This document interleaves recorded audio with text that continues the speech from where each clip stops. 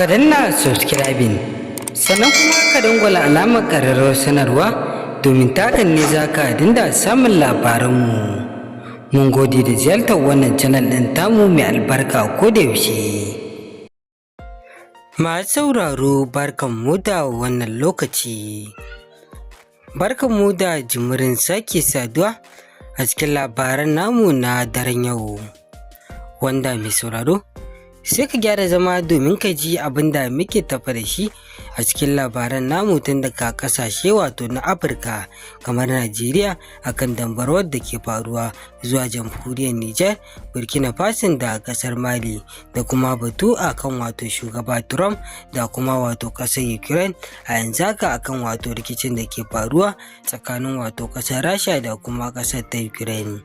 Kamar yadda wato kasar Iran ita ma yanzu haka ta tabbatar da wato kalamanta game da wato batun nukiliya wanda yanzu haka shugaba Trump ke shirin dakatar da wato kasar ta Iran da wato mallakar wato makami mai linzami.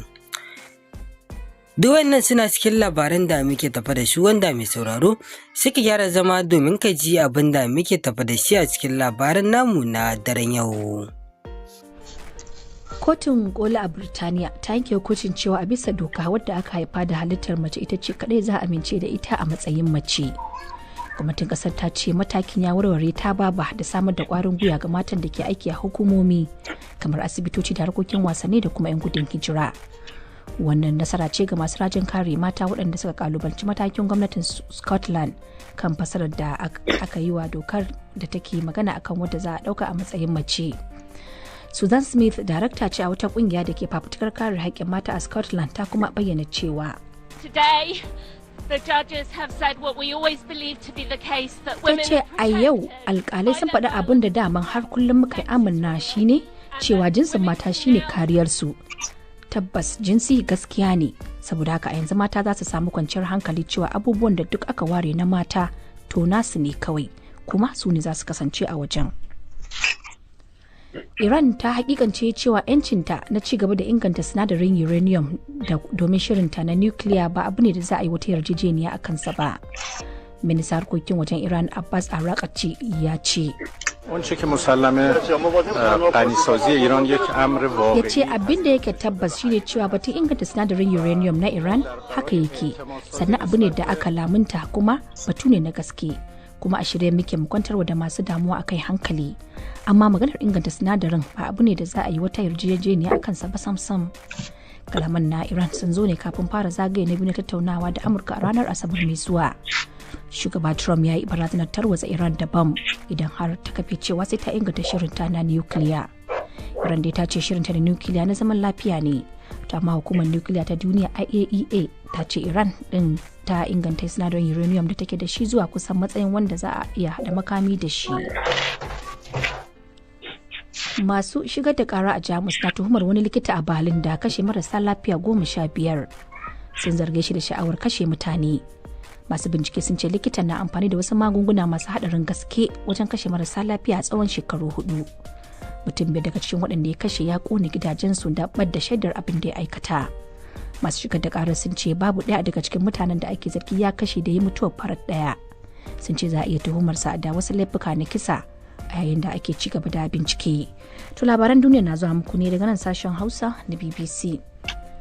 Masu fafutukar kare haƙƙin mata a Sudan sun ce mayakan RSF sun aikata fyaɗe a yayin harin da suka kai a sansanin 'yan gudun hijira na Zamzam.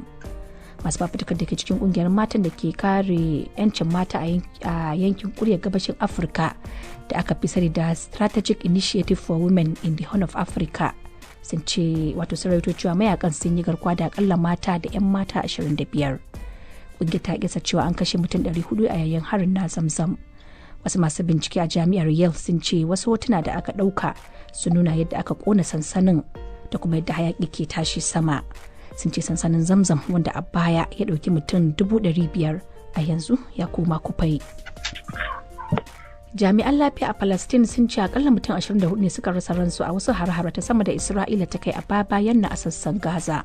The majority of those killed were in Gaza City, including 10 members Wakiliyar of one BBC ta family. ce yawancin waɗanda aka kashe mazauna Gaza ne, ciki har da wasu iyalai 10 'yan gida ɗaya, yawancin su yara da mata. Ƙungiyar likitoci ta Medicine Sans Frontiers ta ce yankin ya zama wata babbar makabarta ga Falasɗinawa da kuma waɗanda ke ƙoƙarin taimaka musu. Tun da farko ministan tsaron Israel Katz ya ce za a ci gaba da toshe duk wasu hanyoyi na shigar da kayan agaji Gaza domin matsawa Hamas lamba. To ƙarshen labaran duniyar kenan daga nan sashen Hausa na BBC. To madalla a gaishe ke Aisha Sharif Baffa. BBC sai kuma rahotannin da shirin ke kunshe da su, inda za mu soma daga Birtaniya, inda kotun koli ta yanke hukuncin cewa a bisa doka wadda aka haifa da halittar mace ita ce kadai za a amince da ita a matsayin mace. Gwamnati ta ce matakin ya warware ta baba da samar da kwarin gwiwa ga mata da ke aiki a hukumomi kamar asibitoci da harkokin wasanni da kuma 'yan gudun hijira.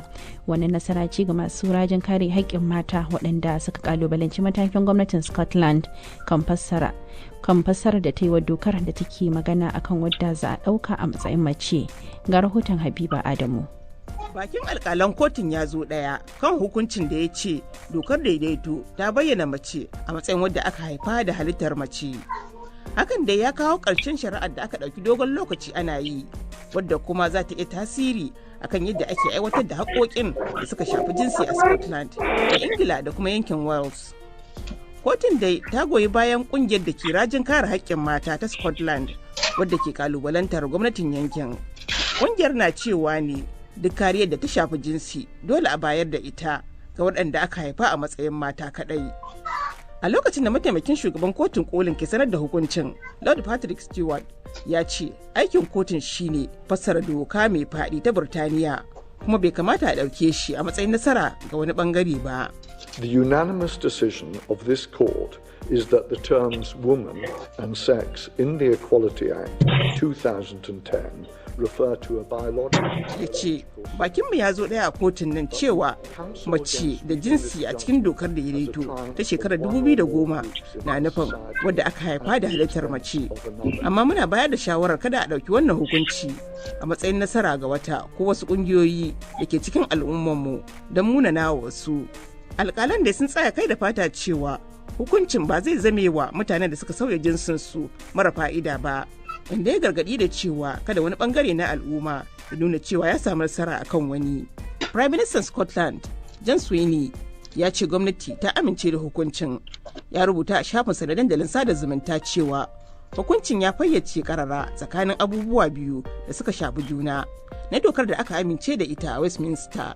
Masu fafutukar da suka shigar da karar don kalubalantar gwamnatin ta Scotland sun dinga murna suna rungumar juna a lokacin da suke ficewa daga kotun.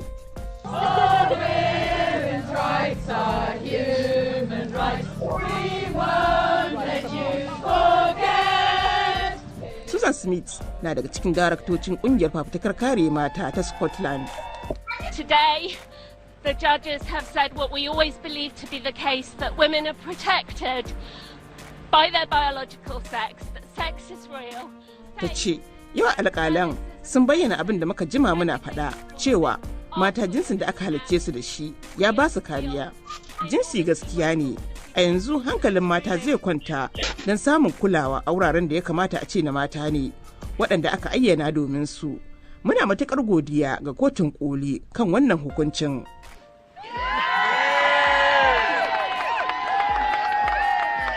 Shugabar jam'iyyar Conservative, Kemi Badenoch, ta yi maraba da hukuncin kotun kolin kan bayyana abin da doka ke nufi da mace.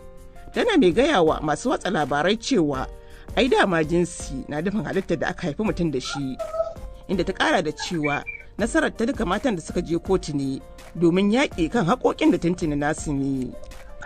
To madalla a gaishe ke Habiba Adamu da wannan rahoton. To idan muka je Najeriya kuma batu ne da ya shafi rashawa, inda hukumar yaƙi da cin hanci da rashawa a ƙasar EFCC da haɗin gwiwar hukumar 'yan sandan ƙasa da ƙasa Interpol suka kaddamar da bincike kan dandalin hada-hadar kuɗi ta intanet wato CBEX, wanda ya lashe kuɗaɗe kwance ya yashe kuɗaɗen masu zuba jari da ya kai naira tiriliyan 1 da biliyan 300. Hukumar EFCC ta ce suna aiki domin kamo masu gudanar da dandalin a cikin Najeriya da kuma waɗanda ke ƙasashen waje. Ga rahoton Aisha Aliyu Jafar. A cikin sanarwar da mai magana da yawun hukumar EFCC Dele Oyewale ya fitar, Hukumar ta ce dama tuni ta fara bincikar ayyukan dandalin na CBEX kafin ya toshe kafofin sadarwarsa da kuma hanyoyin fitar da kuɗi a makon da ya gabata. Dandalin na CBEX dai na janyo hankalin masu zuba jari ne ta hanyar faɗa musu cewa za su iya samun ninkin kashi 100 na duk kuɗin da suka sanya cikin kwanaki 30. A ranar Litinin na wannan makon ne rahotanni suka nuna cewa masu gudanar da dandalin sun yi batan dabo, wanda ya sa masu zuba hannun jari shiga shafukan sada zumunta domin nuna takaicinsu da kuma ƙoƙarin gano makomar kuɗaɗensu.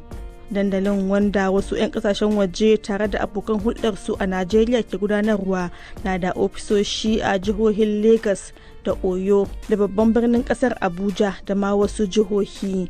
Dele Oyewale ya bayar da tabbacin cewa ma'aikatansu na aiki tukuru domin shawo kan wannan matsalar, inda ya ce za su haɗa kai da wasu hukumomi domin tabbatar da sun kare 'yan Najeriya daga faɗawa irin wannan shiri na damfara.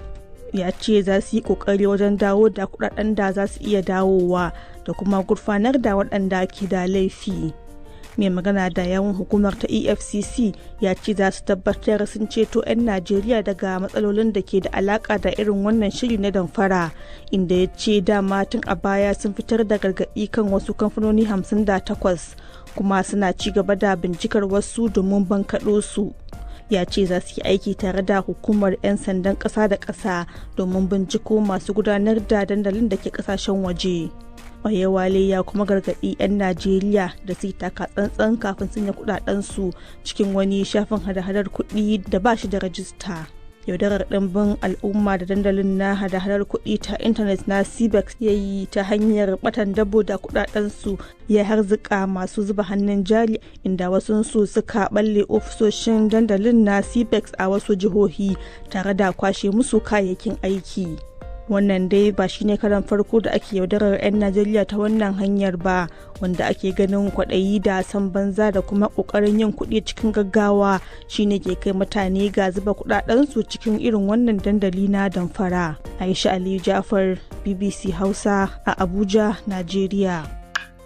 To masu sauraro su daga cikin muhimman labaran da muka kama kenan a cikin labaran namu na daren yau, wanda mai sauraro idan ya kasance wani shigo ka channel din nan tamu ta farko da ka dangwala mana alamar subscribing, sannan ka dangwala mana alamar ƙararrawar sanarwa, domin takan ne za ka dinda samun labaran mu zafafa da dumudumin su. Sannan kada ka manta kai mana like a ƙasan bidiyon nan namu. Mun gode da ziyartar wannan channel din tamu mai albarka a kodayaushe.